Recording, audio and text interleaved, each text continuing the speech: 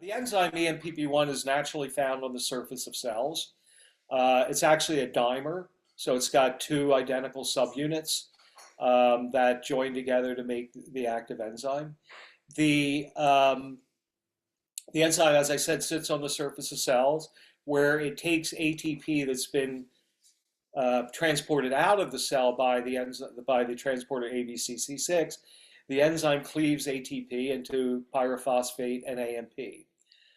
The AMP is further processed to adenosine and phosphate, and the adenosine is very important for preventing the overgrowth of blood vessels with smooth muscle cells, a process we call intimal proliferation. And so we have two molecules now, pyrophosphate and adenosine, that are both potent inhibitors of some of the pathology you see in ENPP1 and ABCC6 deficiency. The therapy itself, INZ701, is simply the ENPP1 extracellular domain fused to the constant region, what's called the FC region of an antibody. And so, as you know, antibody FC regions join together to make these dimeric molecules. And so we actually have circulating in the blood something that looks a little bit like an antibody. It's got the FC region joined together at the stalk, and then it's got an ENPP1 molecule joined to each one of those to create a bivalent ENPP1 molecule. As I said, it looks a little bit like an antibody. That's really nice because that adds a little bit to the circulating half-life. It also gives us a really simple way to purify it, and it gives us a simple way to make mutations in that antibody-like region that will allow us in the future to dramatically improve the half-life of this molecule in the circulation. But that said, it is a injectable formulation. It's injected subcutaneously or under the skin. In the studies we've done to date, we have almost 20 patients administering it to themselves at home. So we have, I think, developed a very good safety and tolerability profile. Patients are very comfortable preparing it in their own home and injecting it themselves. We have some instances of parents where they are injecting infants at home. So it really does have a very good safety profile and is convenient for patients to use. Once injected into the body, now it's a little different from the natural enzyme, which is sitting on the surface of cells. Our molecule's circulating throughout the body. It's generating PPI in all the nooks and crannies of the body that you want it to get to. And so we believe that by having this systemic therapy that's circulating all over the body, we can be generating pyrophosphate in all the places where it might be needed to prevent the pathology in these diseases. So an subcutaneously injected product, it's got a good safety and tolerability profile, and patients or their caregivers have been very comfortable administering it at home safely. We've done two studies. They're almost identical. They both were set up to treat 3 cohorts of 3 patients each with either adults with either ENPP1 deficiency or ABCC6 deficiency. I'll talk a little bit about ENPP1 first. So these adults were selected based on, they had to be homozygous mutations in ENPP1 or biallelic, as we say. So both chromosomes have to have a mutated gene. And they had to have low pyrophosphate levels. That was really the only criteria. It turned out that even without selecting for patients, there was a very high burden of disease in these patients. They had significant, typically significant disability. They had trouble walking. They had pain. And one thing I didn't mention, because the ears have small bones in them that are often affected by this calcification defect. Patients have progressive hearing loss with this disease also. So the adult patients have a substantial amount of a disease burden. We treated 3 patients each at 3 dose cohorts. Typically, you start one, make sure it's safe, then you raise the dose, see that that's safe. You raise the dose the third time, make sure that's safe. The 3 doses that we used were 0.2, 0.6, and 1.8 milligram per kilogram. So the highest dose patients are getting, up to 150 milligrams of the drug. Those patients were given a single injection. We waited a week and we watched how the drug behaved for that week. And then after a week, we started them on twice weekly dosing at whatever dose was dictated by their cohort. From this study, we got a very nice, what's called pharmacokinetic profile. We could understand the half-life of this drug. It had a half-life of about 126 hours, which is a nice long half-life that allows us to think about weekly dosing. And so we'll probably do weekly dosing moving forward. We will do weekly dosing moving forward. It also showed us that pyrophosphate could be raised to the normal range in all 3 dose cohorts.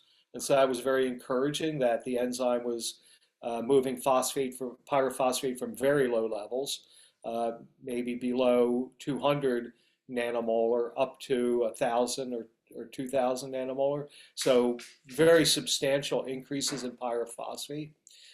We looked at a number of bone biomarkers to show that they were moving in the right direction for markers that look at, say, bone growth. And in contrast, we wanted to see that markers for bone resorption were going down. So all that looked pretty good. We were able to raise phosphate in these patients because these patients have low phosphate, and you want that to enter the bones and make them stronger. We looked at a number of patient-reported outcomes, asking, do you feel better? Or asking the physician, do you think the patient's doing better? So very consistent and sustained improvement in people. Some said, I feel very much better. Their physician said, yeah, they seem very much better. So we have a lot of that from these patients, very consistent patient-reported outcomes with people feeling better. And then finally, we have some good data showing that patients who had significant impairment walking were able to walk much better after 48 weeks of treatment with this drug. So we're very pleased with the safety and tolerability profile. No adverse events that prevented people from continuing to get the drug. No serious adverse events related to the drug. And really the only adverse event that you could say was related to the drug was some mild to moderate injection site reactions that, again, did not prevent people from continuing to take the drug for now over 2 years in some cases. So we're very pleased with that data set. Even though it was a small study, it gave us a lot of really useful data for moving forward. Again, it was an identical design, looking at 3 patients in each of 3 dose cohorts with the same dosing schedule and the same dose ranging. It was got the similar PK data out. Now, this data was a little bit different in that the first 2 cohorts, we were not able to raise pyrophosphate into the normal range. But with the higher dose, we were able to. And that was consistent with our animal data. And it's also consistent with the idea that you might need more enzyme to take advantage of those lower levels of ATP that our enzyme requires and that are reduced in this population of ABCC6 deficient patients. But that said, we saw it move into the normal range in that cohort, which is significantly different from the other 2 cohorts. We also looked at some pathology, using some techniques such as ultrasound to look at vascular pathology in the brain. And we used something called OCT, or optical coherence tomography, in the eye to non-invasively investigate physical structures within the eye. I'll start with the vascular pathology in the brain.